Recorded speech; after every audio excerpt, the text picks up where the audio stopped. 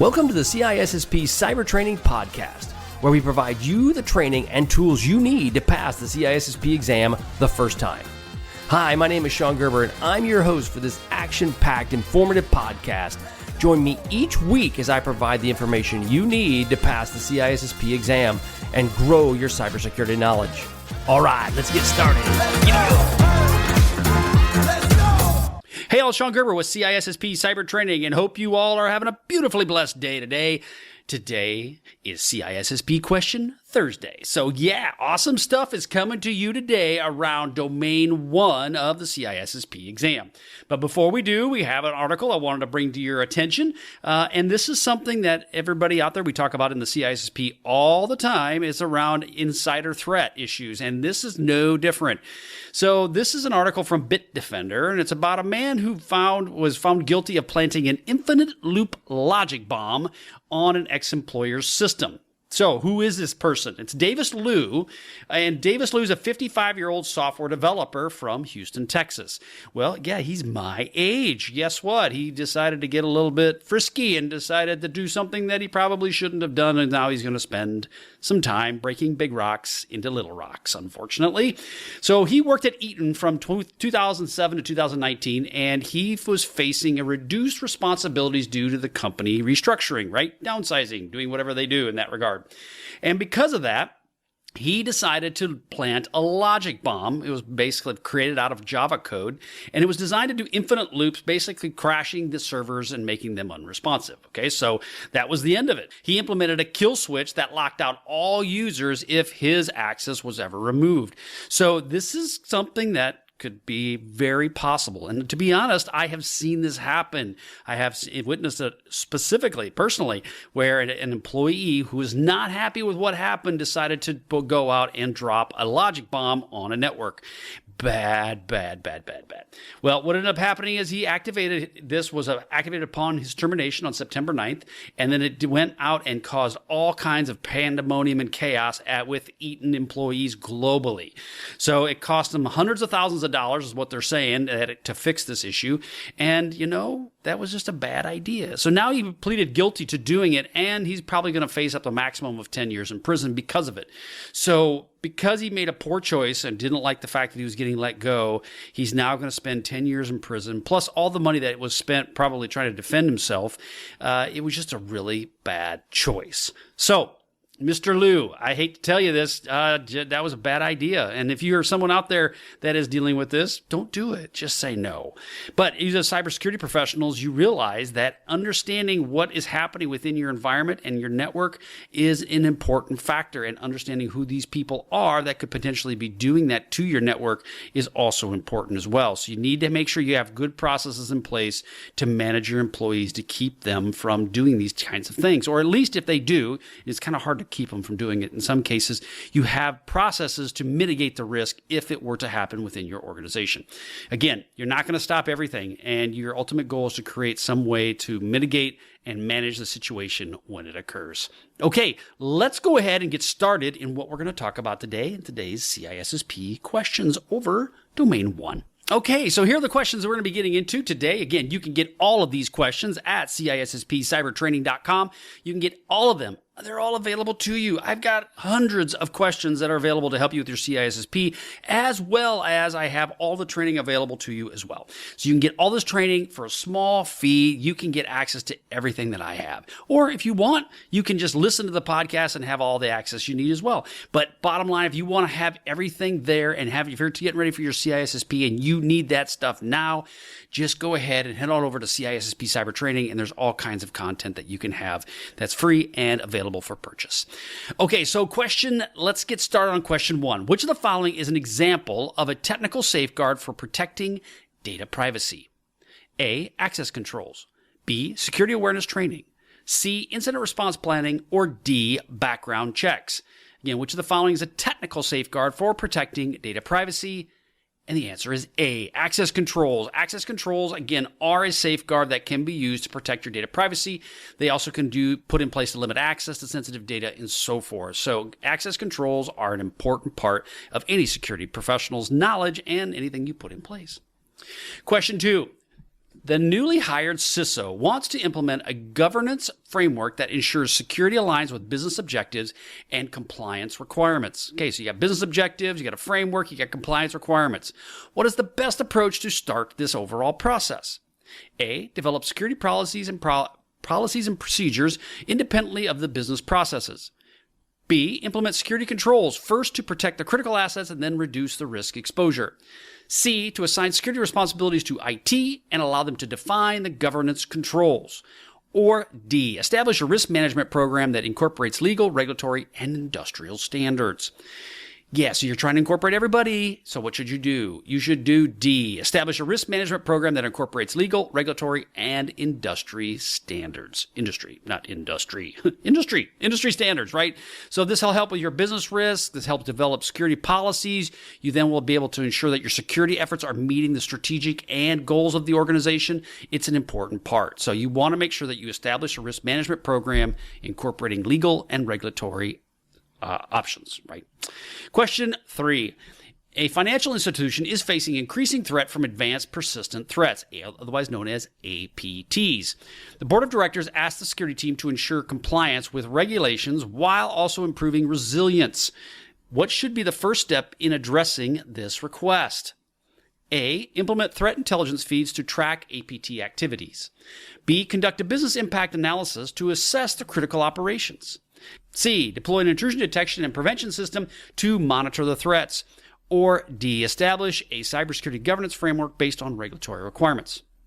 Again, a financial institution is facing increasing threats from APTs. The board of directors asked the security team to ensure compliance with regulations while improving resilience. Okay, so they want you to have compliance while doing resilience.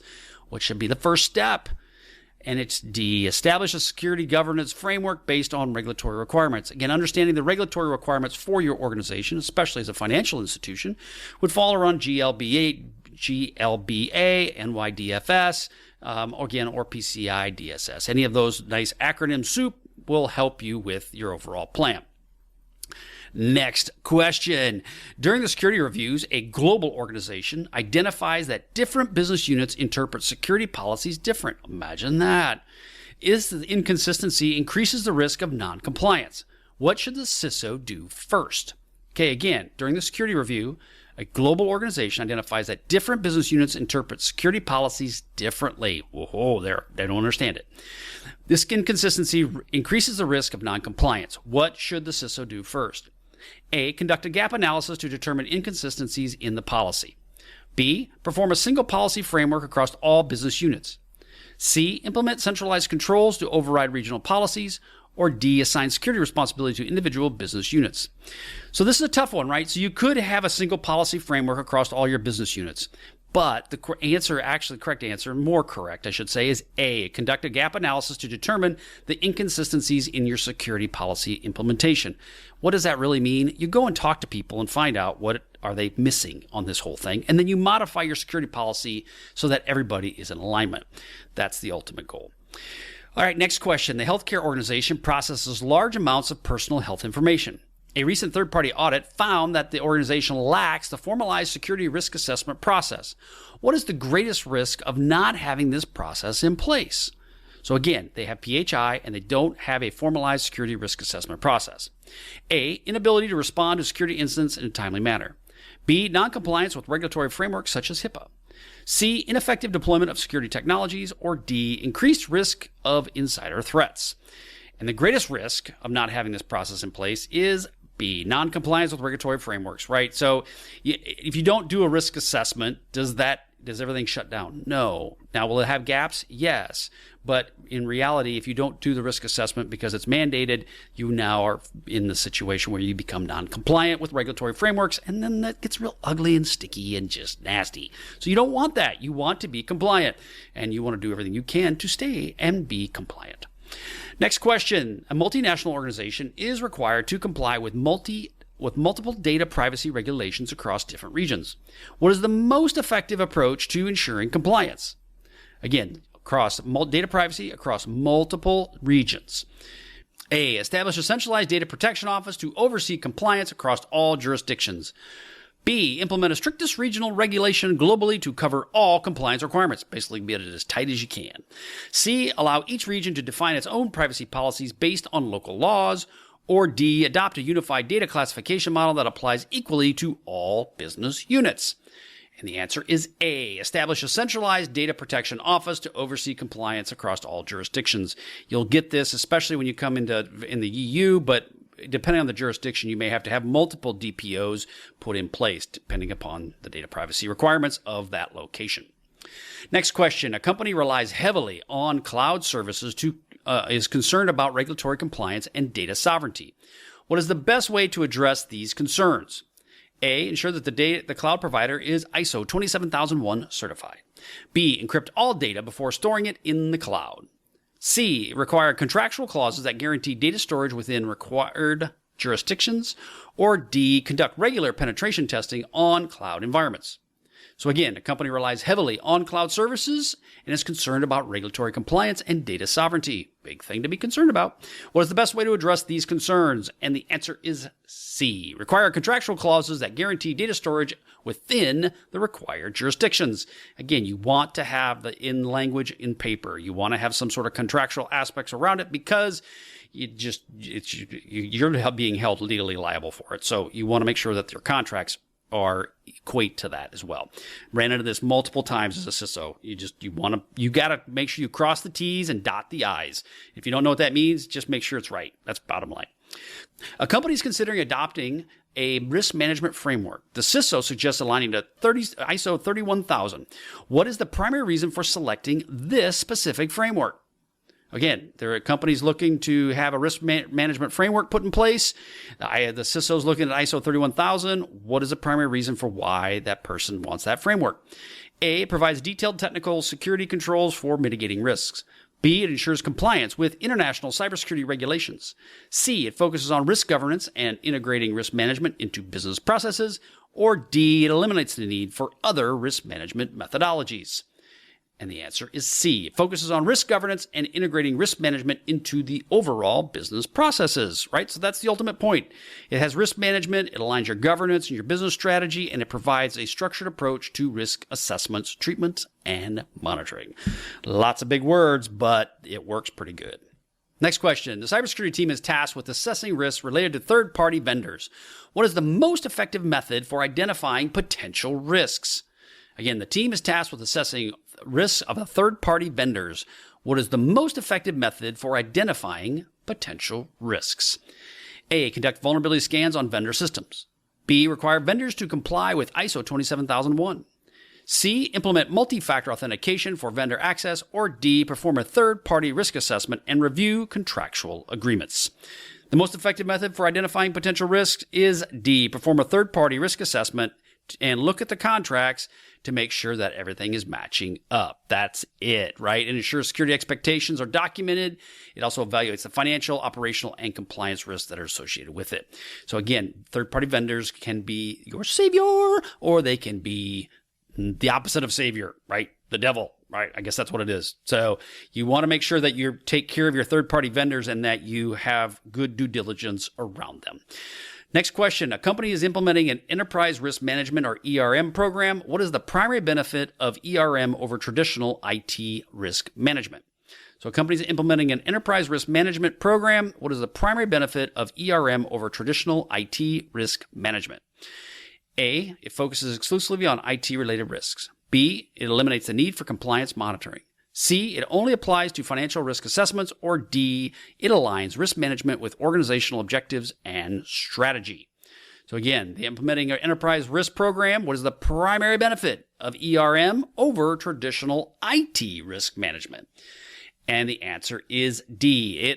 It aligns the risk management with organizational objectives and strategy. That is it, right? So when you do ERM, it's focusing on what is the overall business approach, the holistic, the air quotes, I like these big $10 words that people use, holistic approach, right? By understanding financial, operational, strategic, and IT risks, not just IT, and also aligning risk with business goals, and then also enabling risk-informed decision-making. That's the goal of a ERM version versus just standard IT risk management. Next question. The security officer is tasked with ensuring that the organization adheres to legal and regulatory requirements regarding data retention. What is the first step in this overall process? Okay, so the security officer is tasked with ensuring the organization adheres to legal and regulatory requirements regarding data retention. What is the best one? A, identify applicable data retention laws and regulations. B, implement an automated data archiving solution. C, encrypt all stored data to reduce compliance risks. Or D, define an internal data classification schema. And the answer is A. You guessed it. Identify applicable data retention laws and regulations. It's pretty hard to protect something if you don't really know the laws. So you really need to understand, if you're going to try to adhere to the legal and regulatory requirements, you need to understand the applicable data laws and regulations that are associated with it. So again, we talk about this in CISSP cyber training multiple times, is that you as a cybersecurity professional will become the expert in your organization. Obviously, you have others that are very smart, and they will do their thing, but you're going to have to come together and coalesce everything so that you can understand and give the best knowledge and direction to your organization. Next question. A new risk assessment process identifies several high-risk vulnerabilities that require mitigation. However, the IT budget is constrained. Oh no. What should the security team do first? Again, new risk assessment process identifies several high-risk vulnerabilities that require mitigation now, but the IT budget doesn't have any money. What should you do? A, prioritize the remediation based on business impact. B, request additional funding from senior management. Not a bad idea, but might not work. C, implement compensating controls for all vulnerabilities. Or D, focus on fixing only the easiest vulnerabilities first. So I would say C could be an option, right? Could be, but the answer is A. Prioritize remediation based on business impact, right? So you're going to have to figure out what you have to fix, and then based on the impact to your organization, that is what you want to do. The one around all vulnerabilities is the key word is all. You implement compensating controls for all vulnerabilities. Now, you got to focus on risk and business impact. So as a professional, that is what you need to be doing. Next question. An organization wants to strengthen its information security governance model. What is the most important factor for success? Again, what is the most important factor for success around strengthening your security governance model? A, implementing strict access control measures. B, obtaining executive sponsorship and support. C, conducting frequent vulnerability scans. Or D, hiring more security personnel. Again, what's the most important factor for the success when you're related to information security governance model? B, obtaining executive sponsorship and support. Without the boss's support, you're not going anywhere, or you're going to have limited effectiveness. So you need to make sure that you integrate security into your business decisions, secure necessary funding, and you drive organizational culture. They will help you do that. Next question. A company has detected an increased insider risk or insider threats. Which security measure is most effective in reducing this risk? A company's detected an increase in the insider threat. Which security measure is most effective in reducing this risk? A, implementing intrusion detection systems, IDSs. B, conducting local or social engineering tests on employees. You stick them to an electric chair and then turn it on and see what happens. No, don't do that. That's a bad idea. C, deploying firewalls to limit access. Or D, enforcing least privilege and user activity monitoring. And the answer is D, enforcing least privilege and user activity monitoring, right? Least privilege by limiting access to only what is necessary, and then monitor what they do. So that way you've got them and you know what's going on. Next question. A company is sued for negligence after a data breach. Yeah, that's probably going to happen pretty much anytime you get one. Which legal principle will most likely determine a company's liability? A, due care. B, due diligence. C, privacy by design. Or D, non-repudiation. Or it could be to tell. No, not to care. What is it? No. Okay, so when it comes right down to it, the negligence for a data breach, what is the most likely determinant of the company if they're liable? It is A, due care. Due care refers to acting responsibly to prevent foreseeable harm. So if you fail to do this, right, you don't follow best practices, you don't do reasonable security controls, you don't use things to protect the customer data, yeah, you're probably going to be hung out to dry. So you want to make sure that you do those things. At the end of all this, you probably still will be hung out to dry, but at least, at a minimum, you have done your due care around this. Next question. Which of the following is a primary purpose of an information security policy? Again, which of the following is a primary purpose of information security policy? A, to define security best practices for employees. B, to enforce compliance with technical security controls. C, to establish management's intent on security expectations. Or D, to protect against all cyber threats. Again, which of the following is the primary purpose of an information security policy? The answer is C, to establish management's intent and the security expectations. That's the point of the policy. This is what we're going to do, and this is what you should be expected to do, right? Leadership supports the efforts, employees understand their responsibilities, and then policies align with legal and compliance needs. Everybody's in alignment. Everybody's rowing the boat in the same direction. Basically means you are not allowed to take company stuff home on a thumb drive, period, dot. Have a nice day. Don't stop at go, get your $200. I probably said that totally wrong, but it doesn't matter. That was the last question. So guess what? That's it. I hope you all have a wonderful day. Go to CISSP Cyber Training, catch what we've got there. We've got some great stuff. I mean it, totally mean it. There's some really good content that's out there. We got 3 different tiers for you to purchase if you want to get access to all my content, if you're getting ready for it. You can get the first tier, the bronze tier. That gives you all of my content, gives you access to all my questions. It is by far the most economical way to do this. If you need some mentorship and you need some guidance and you need a little bit of help as far as when you pass the CISSP, you need somebody to help you sign off on all of that, the next tier is the next best alternative. And that will get you some direct time with me as well as you get all the content. If you do feel that you need some cybersecurity mentorship as well as some advice around security concepts, you can go with the third tier. And the third tier is an option that I use, especially for individuals who may need a CISO for some help. Also, when they're looking for some more dedicated study time, that is specifically with me to help you do that. So again, there's 3 tiers for you at CISSP Cyber Training. Or if you want the free tier, just keep listening to the podcast and go there and get all the content that I put out there on my blog. So again, all of it's there and available to you. Just go to CISSP Cyber Training. Hope you all have a wonderful, wonderful day, and we will catch you all on the flip side. See ya. Hey, thanks again for listening today. It's been my pleasure to prep you for the CISSP exam. Are you interested, though, in some free CISSP exam questions? Head on over to freecisspquestions.com and sign up to join my email list, and you'll receive access for 60 free CISSP questions each and every month for the next 6 months. That's a total of 360 questions just for signing up with CISSP Cyber Training. You'll also gain access to other free CISSP resources, so just head on over to freecisspquestions.com and sign up, or head on over to CISSPcybertraining.com and sign up today. Have a wonderful day, and we will catch you on the flip side. See ya.